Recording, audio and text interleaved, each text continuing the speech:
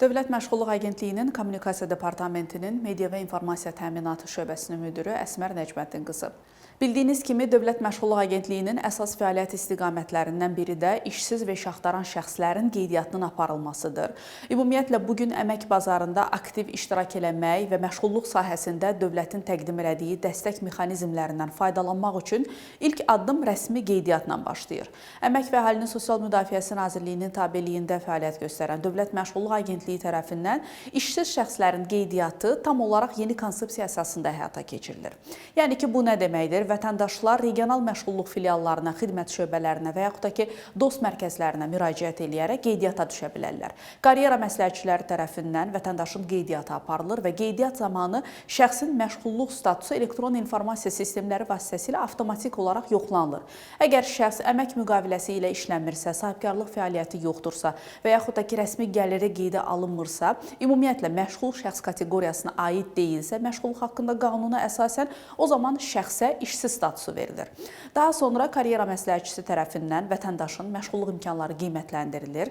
Burada bir neçə istiqamət üzrə qiymətləndirmə aparılır və bu qiymətləndirmənin əsasında şəxs üçün fərdi məşğulluq proqramı tərtib olunur. Fərdi məşğulluq proqramına əsasən artıq vətəndaşın cəlb oluna biləcəyi məşğulluq tədbirləri göstərilir və bu proqrama əsasən şəxsin məşğulluğunun təmin olunması istiqamətində karyera məsləhətçisi tərəfindən iş aparılır. Ümumiyyətlə, işsiz kimi qeydiyyat vətəndaşlara nə verir deyə soruşsanız, işsiz kimi qeydiyyat vətəndaşa bir neçə imkanlardan yararlanmağa şərait yaradır.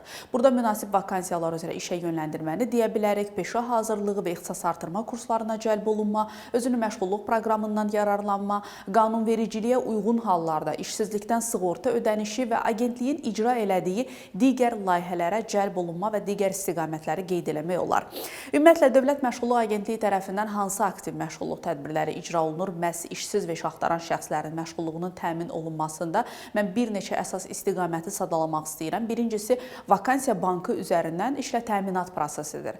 Dövlət Məşğulluq Agentliyi bu sahədə işə götürənlərlə əməkdaşlıq eləyir. Əmək və məşğulluq alt sistemində vakansiya bankı mövcuddur. İşə götürənlər tərəfindən yeni yaradılan və yaxud da ki, boş iş yerləri barədə məlumatlar vakansiya bankına daxil edilir və Dövlət Məşğulluq Agentliyi tərəfindən də işsiz və iş axtaran kimi qeydə alınmış vətəndaşlar arasından münasib vakansiyalar üzrə, yəni şəxsin bacarıqlarına, təhsilinə və digər göstəricilərinə uyğun vakansiyalar varsa, onların işlərə yönləndirilməsi həyata keçirilir.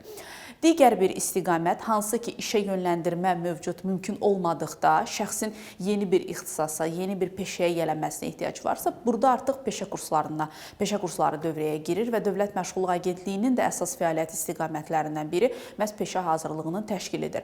Peşə hazırlığı vasitəsilə vətəndaşlara qısa zaman ərzində əmək bazarının tələblərinə uyğun istiqamətlər üzrə kurslara cəlb olunmaları həyata keçirilir və onlara təlim müddətində təqaüd ödənilir, kursu uğurla bitirən şəxslərə sertifikatlar təqdim olunur.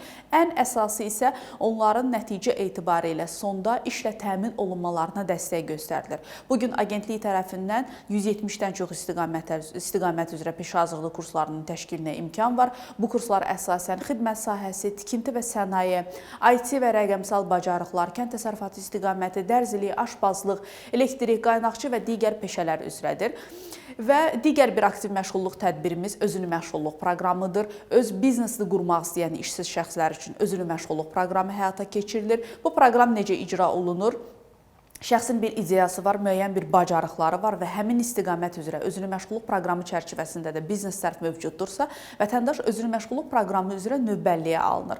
Bu proqram çərçivəsində növbəsi çatdıqca vətəndaşlara təlimlər keçirilir, onlar üçün biznes planı hazırlanır, qiymətləndirməyə cəlb olunurlar, özünü məşğulluqlarının təşkili üçün şəraitləri yoxlanılır və daha sonra onlar seçdikləri istiqamətlər üzrə mal və materiallarla təmin olunurlar ki, öz işlərini qursunlar.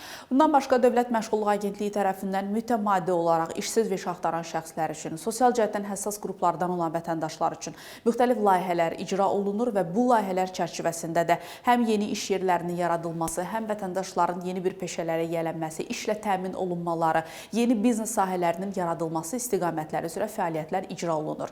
Bütün bu sahələr üzrə biz 2025-ci ilin göstəricilərinə nəzər yetirsək, Dövlət Məşğulluq Agentliyi tərəfindən 2025-ci ildə 567 67 min şəxs aktiv məşğulluq tədbirləri ilə əhatə olunub. Onlardan 189 min şəxs münasib işlərlə təmin edilib, 16.800 şəxs kiçik ailə təsərrüfatlarını yaratmaları üçün özünü məşğulluq proqramına cəlb olunublar.